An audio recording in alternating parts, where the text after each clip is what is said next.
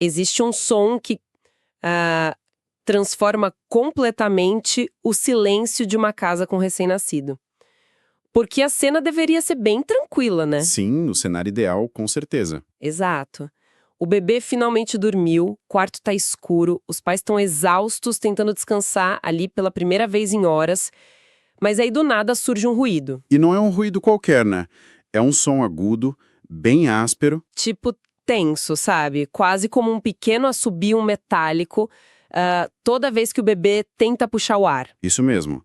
E o pior é que esse barulho ele fica ainda mais intenso quando a criança chora, ou pior ainda, quando ela tenta mamar. E é exatamente nesse momento que o alerta total toma conta da família, porque aquilo ali deixa de parecer só uma respiração ruidosa, quer dizer, parece esforço, né? Parece sofrimento clínico, na verdade.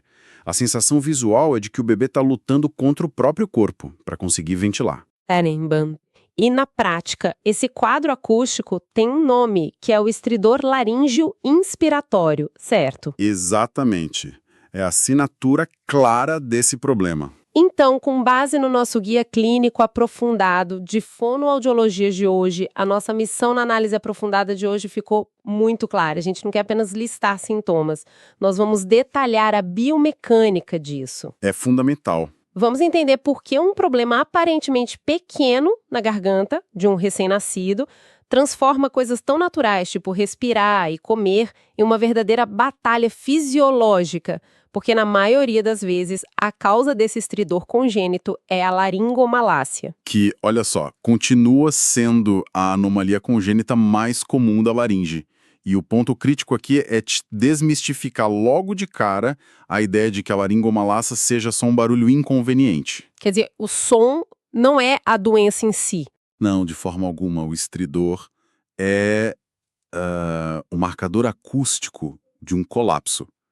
É a evidência física de que a estrutura da laringe está desabando, literalmente cedendo, durante a inspiração. O ar tenta passar, mas o caminho ali simplesmente fecha. E, vendo os exames descritos no guia, tem uma anatomia muito curiosa para que isso aconteça.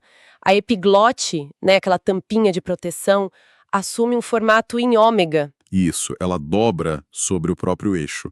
E isso vem acompanhado de tecidos superflácidos e cartilagens com muito tecido redundante ali em volta. Vamos detalhar isso com a física da coisa.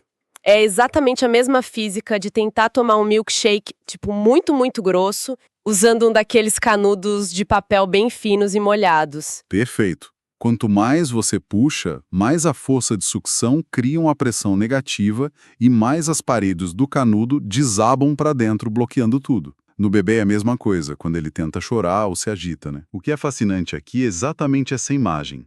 Ela ilustra o efeito Bernoulli na via aérea. A velocidade do ar aumenta no estreitamento, a pressão cai e o tecido frouxo é sugado para dentro. Nossa, faz todo sentido. Mas assim, o material traz uma atualização muito importante. Historicamente, se pensava que era só uma questão da cartilagem ser imatura, sabe? A estrutura física, né? Isso. Mas hoje o consenso é que é uma teoria multifatorial. Tem um peso gigantesco na imaturidade neuromuscular. Peraí, vamos pausar nisso, porque eu achei essa parte vital. Se o problema é, digamos, neurológico, um atraso no tronco encefálico e tal, por que o tratamento nos casos graves é cortar a cartilagem? É uma ótima pergunta. Tipo, não seria como tentar consertar o software cortando um pedaço do hardware? Mas a cirurgia, a supraglotoplastia, ela altera o hardware justamente porque o software, o nervo, não aguenta a carga. Ah, entendi. Os receptores sentem a pressão, mas o reflexo para enrijecer o músculo é muito lento.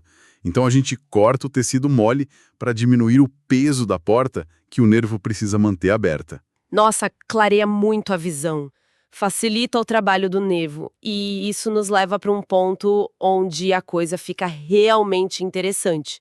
Porque se é um problema que acontece ao puxar o ar, o que acontece quando a gente adiciona a alimentação? Aí o sistema entra em crise total, e é por isso que o material foca tanto na fonoaudiologia.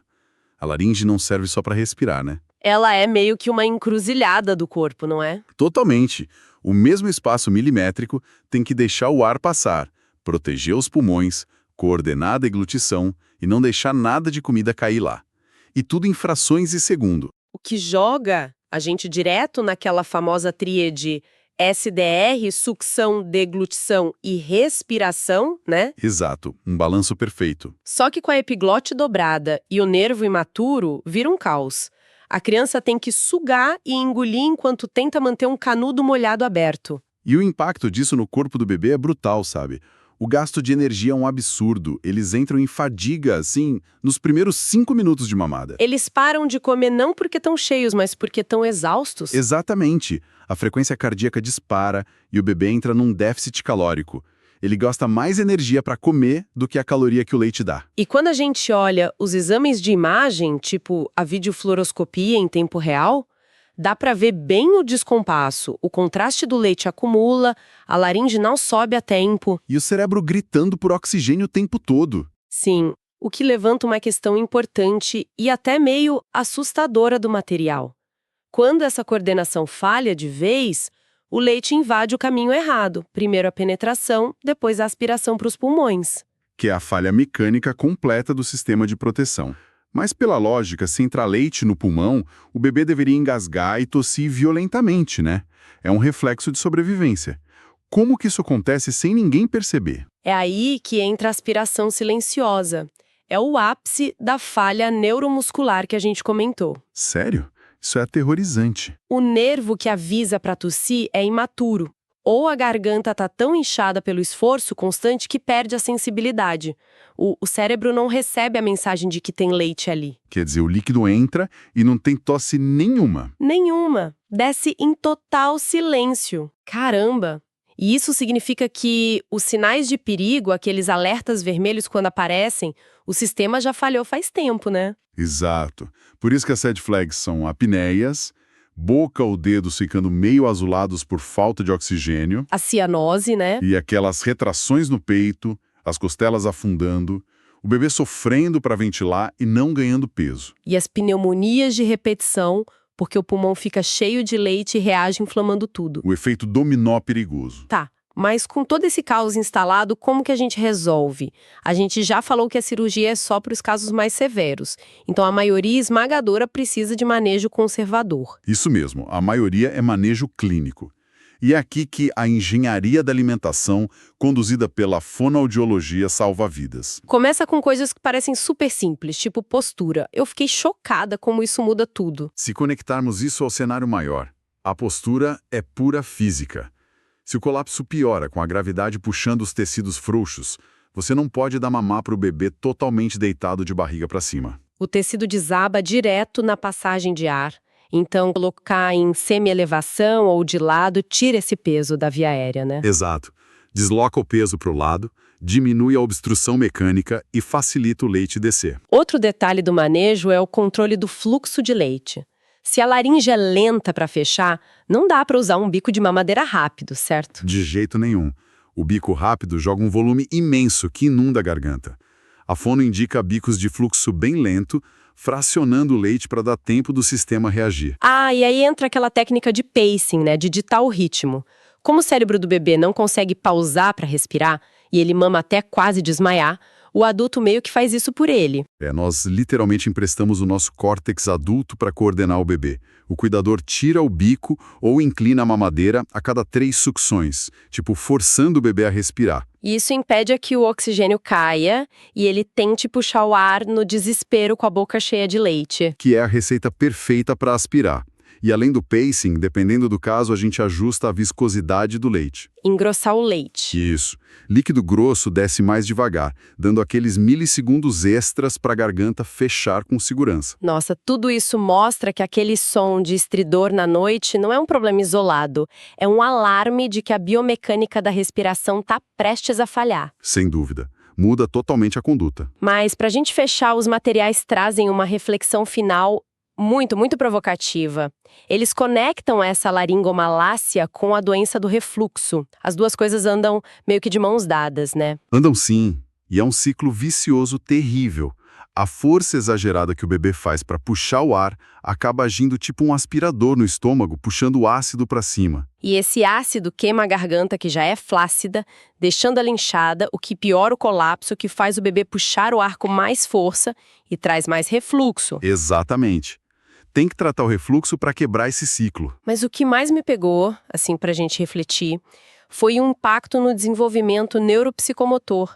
Porque a gente viu que a demanda de energia de um bebê saudável vai para o cérebro, para criar sinapses, explorar o mundo. E sustentar o pescocinho, interagir. Isso.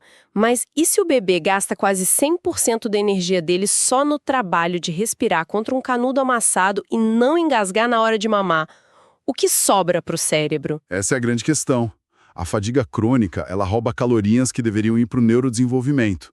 É uma janela de tempo crítica. Então, entender e intervir com ajustes de fluxo e postura não só salva o pulmão de pneumonias, salva o futuro cognitivo e motor desse bebê. Perfeito.